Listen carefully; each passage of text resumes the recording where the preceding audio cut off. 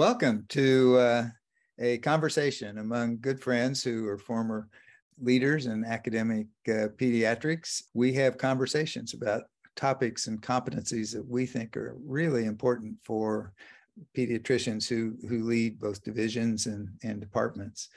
Child Health Advisory Committee works with career physicians. The panel today includes Drs. Arnie Strauss, Drs. Valerie Opapari, Dr. Danielle Laraque-Arena, Dr. Chris Gleason, Dr. Craig Hillemeyer, Dr. Bob Sowen, and myself. I'm Bruder Stapleton. I'm a former chair at the Department of Pediatrics at the University of Washington in Seattle. So today's topic is going to be about the educational mission. Within departments of pediatrics, one of the primary purposes of Department of Pediatrics is to educate all students about the critical issues in pediatrics, but in addition to create the future strength of pediatric residents and fellows. And so we're going to be talking about some topics to that day. Chris Gleason and I will be co-leading this. Chris, would you like to make any comments or start the discussion?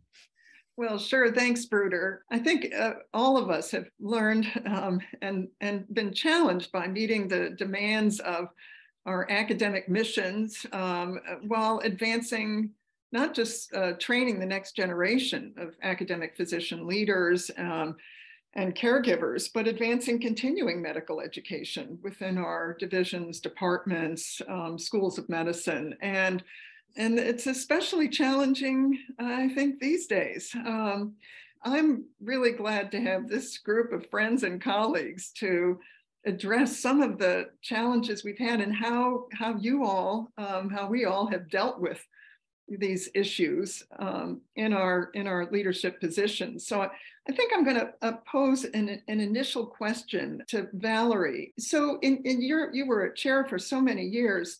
Did you have sort of a mission statement, an educational mission statement? And I'm sure you did, Valerie. And if so, how did that offer guidance for your educational leaders in your department? Well, I rarely disagree with you, Chris, but we didn't actually have a separate mission statement for education, but we definitely had a mission statement for the department.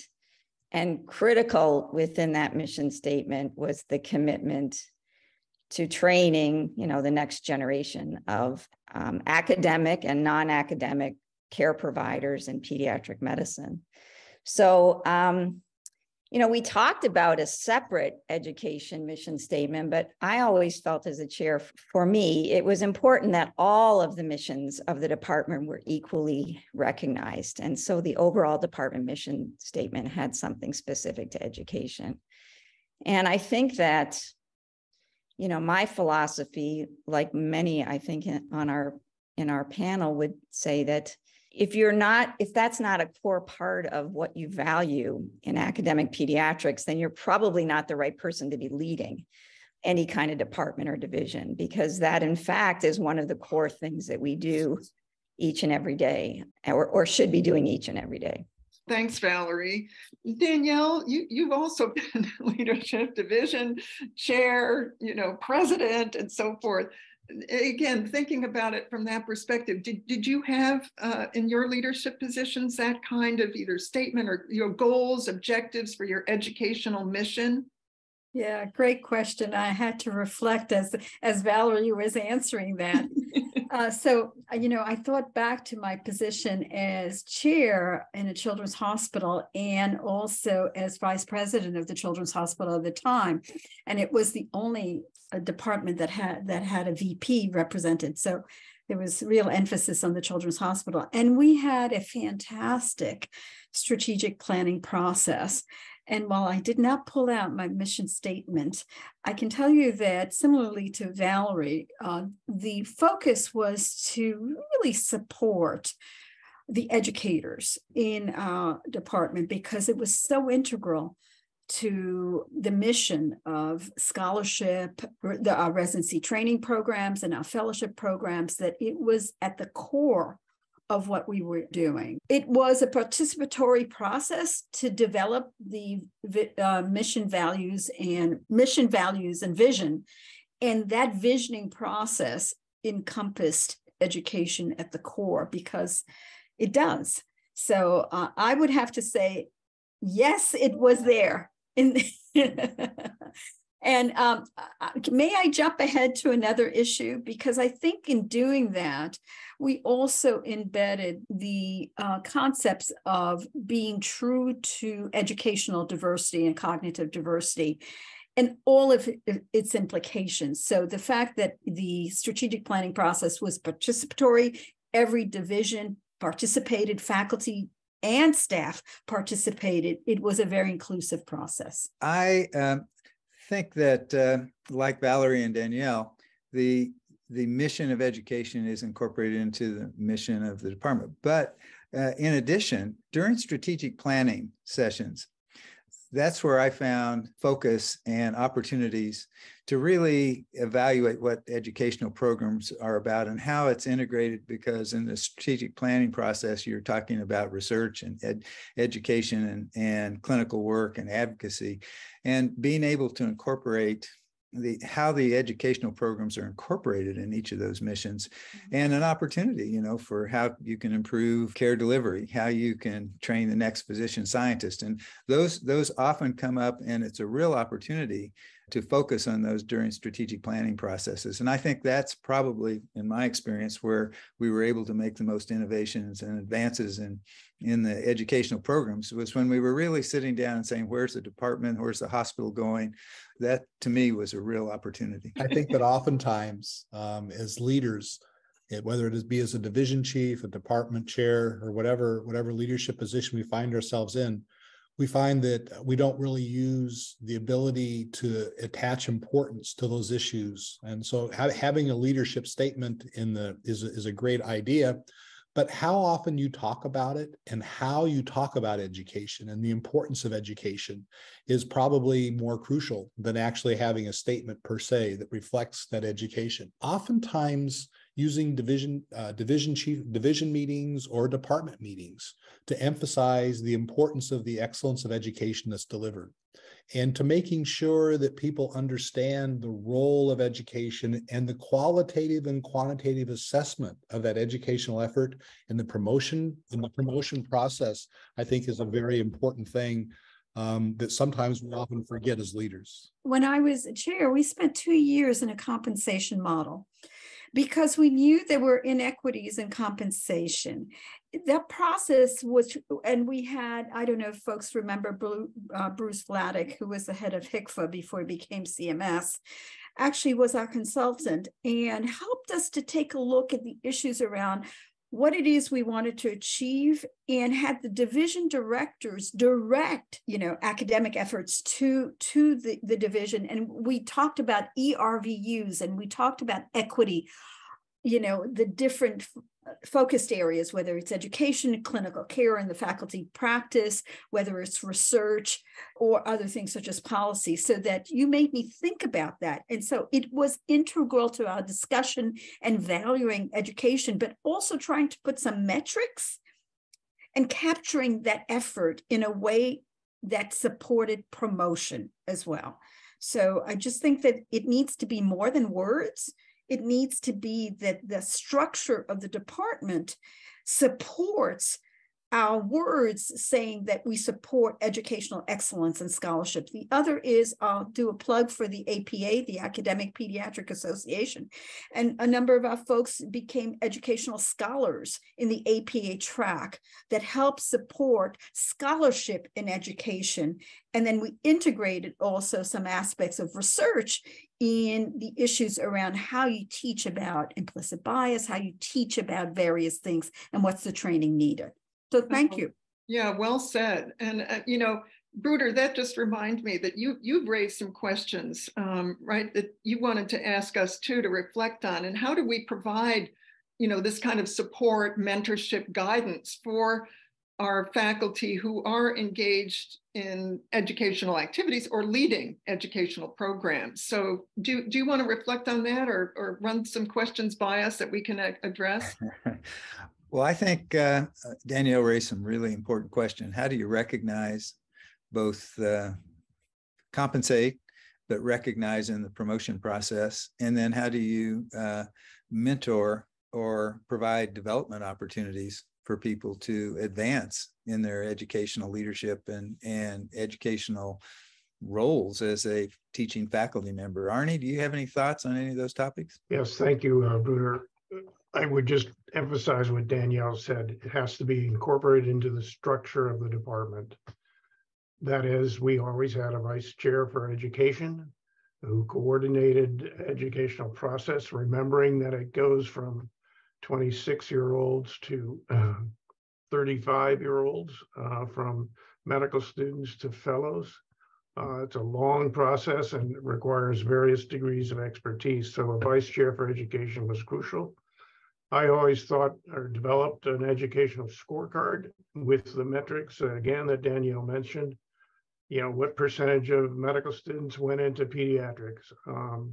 What were the residency matches? Where did our residency program go to match our quota of applicants? And I think those metrics are very important. And then the third major point that I would make has to do with the faculty. We developed or asked the faculty to develop an education portfolio based on guidelines as part of their faculty development and ultimately their promotions, so that they understood what the goals of the process were and could have something specific to work toward. And then I think another point Danielle made is involvement of the chair and the division directors in the process. So I attended all of the residency review sessions. The people that were doing that knew how important I felt that was for the future of the department. At the other end of the spectrum, set up a fellowship office, which had not existed here in Cincinnati, to support the fellows and the postdoctoral fellows who were doing research.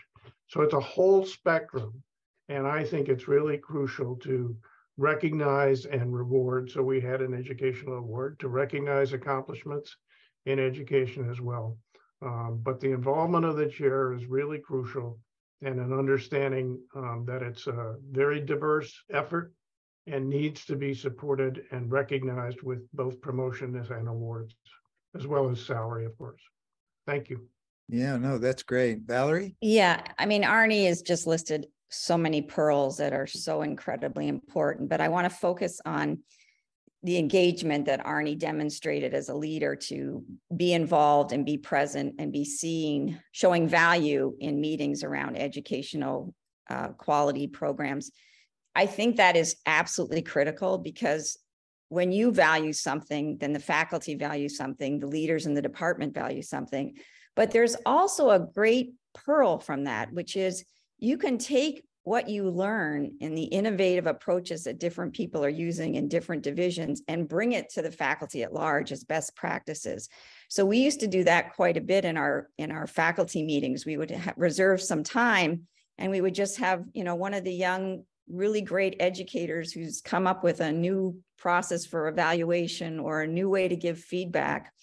And in some cases, they were actually studying the intervention as an academic product, and just share that with the group at large. And I think that that's one of the things that comes from really being engaged and understanding what's going on in the educational realm in your department or your division, and showing that you value it, so that you can spread the word, if you will. Bob, you come from a surgeon's point of view and a proceduralist. It's a big part of education. You know, I was reflecting how earlier in my career, I think there was an assumption that because we went through an education process and were trained, we would therefore naturally be good teachers. And it strikes me that there really has to be a curriculum for faculty on how to more effectively teach. You know, there are things that aren't intuitive. And as several people have raised, there are issues today that we have to be more aware of and more sensitive towards.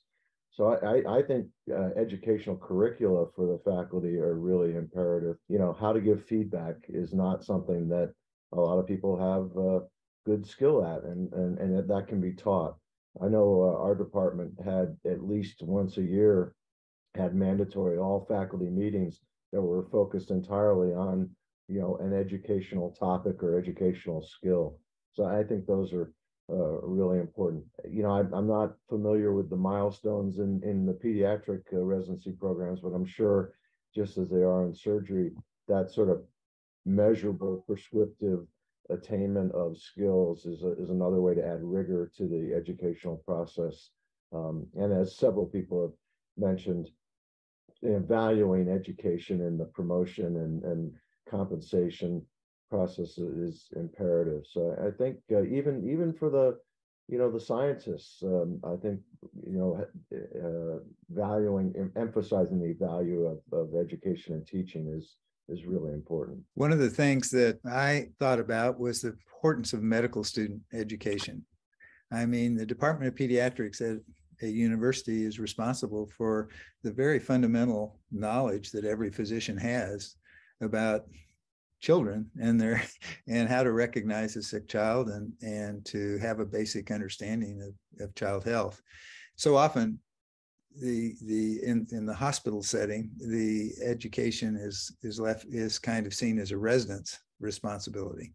And I think, really emphasizing how important the faculty roles are in that regard, and rewarding the good teachers. And I know that I wrote a letter to everyone who got good teaching reviews each year, thanking them and asking them to put it in their promotion portfolio. I mean, you can do things that, let people know that what they're doing is important. And I think that's an area everybody sees a clear, I think, responsibility to residents, but the med students themselves are a really important part of a department's mission. Danielle? Yeah, one of the things that your comments and other comments have brought to mind is that, in fact, we're not trained as educators. And one of the things that I hope we do lifelong learning is that I learned about educational methodology and then integrated it as a division director and vice chair and then chair into the process. And talking about medical students was, we knew that if you were attending for a third-year medical student, you actually had to observe their physical exams, their history taking, et cetera.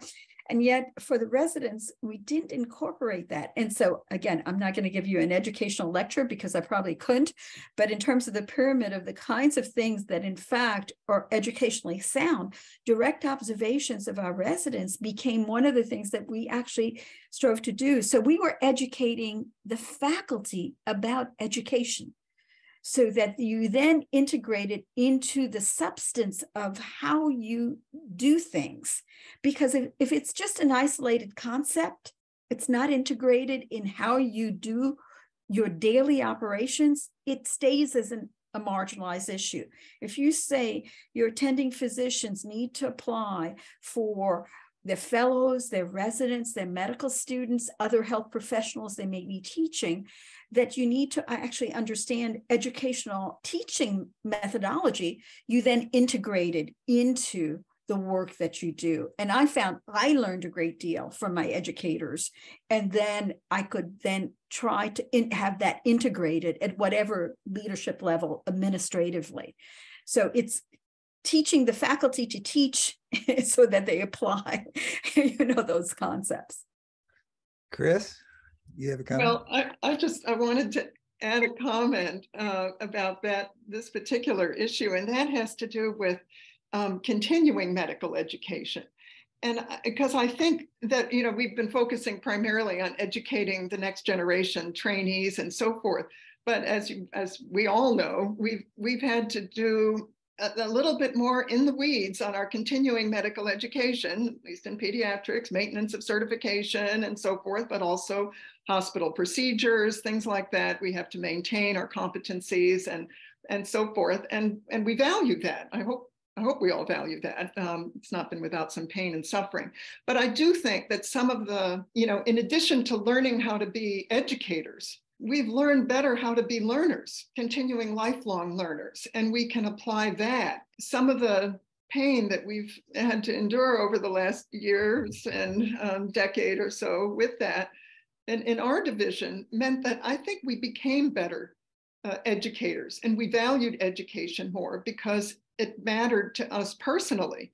We wanted to maintain our competency, our skills, and so forth, not just as educators, but as caregivers and so forth. So I just would add that about continuing medical education. And I know I see the hands up of Arnie and Valerie, so I want to be sure they get to it. But I also want to be sure we have some time to talk about how we select our leaders, our educational leaders. Like, who's a good program director? Who's a residency program? Who's in charge of the medical student education?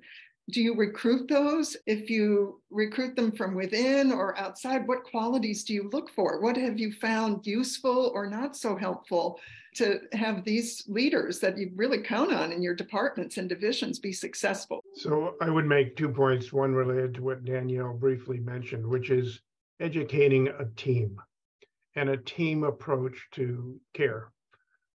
So it's not just physicians, it's nurses, it's physical therapists, it's dietitians, educating everyone about the facts, the diseases, the treatments, but also about how to work together. Because in my view, that's the way that care is optimized. So I would emphasize the need to convince folks to be a team, to think like a team, and to work as a team. And then, Chris, to emphasize what you said as well, I think the long-term education is absolutely critical, and we need to do that. How do we select people? By interest and passion, of course, just like every position, but also skill. If you're interested and don't know how to teach, it doesn't work very well. So I think it's really, really key to select people who are both good at it and competent at it, but want to do it, want to teach, whether it's a grad student in a lab or a medical student on the board. Yeah, so you allowed the conversation to go higher level, and Bruder did too with the students and the CME, and I'm going to take it to another level because I think as a leader, I always felt the educational mission was all the things that we've already discussed for students and CME and picking your leadership team to drive the educational mission and so forth. But your staff, we spent a lot of time thinking about what aspirations of our staff were and the talents that our staff had. And we worked very, very hard to help staff members to get their GEDs. We would pick out very, very smart finance people who aspired to be a leadership position as a finance person in a division and finance at a higher level. And, you know, we've got a couple of talks on our website related to the business of medicine. And I think if you have a really broad view of education, it's not just the medical education levels, it's also what do you do to develop your talent that supports your faculty? And that's your staff. And I think that efforts to seek out opportunities at the university or giving people time off to finish up their work, you don't just do that for your faculty. I think you need to seriously think about doing that for your staff too. And it's a really important part of retention. So all this investment in faculty education and opportunity, when you make the same investments in your staff, it really helps you to develop really successful teams that can really support your mission, but also retain great talent at the staff level in the department. One of the things which is oftentimes forgotten is that in order to set the framework, you can start from the beginning. And during the recruitment process, whether it's as a staff member, faculty member, whatever, it's oftentimes, I think, important to ask, what are some of the challenges and some of the things that you've really enjoyed about education, whether it be of a medical student or another team member? I think that's something that we sometimes forget to do. It's really sort of a different issue that, you asked me from the perspective of a proceduralist.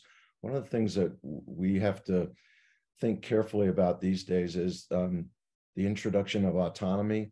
You know, the old adage about see one, do one, teach one no longer applies, because as a society, we're not going to tolerate that. And one of the things that people have observed lately is that people who finish with a residency program sometimes haven't had that taste of autonomy and struggle in their first several years as young attendings.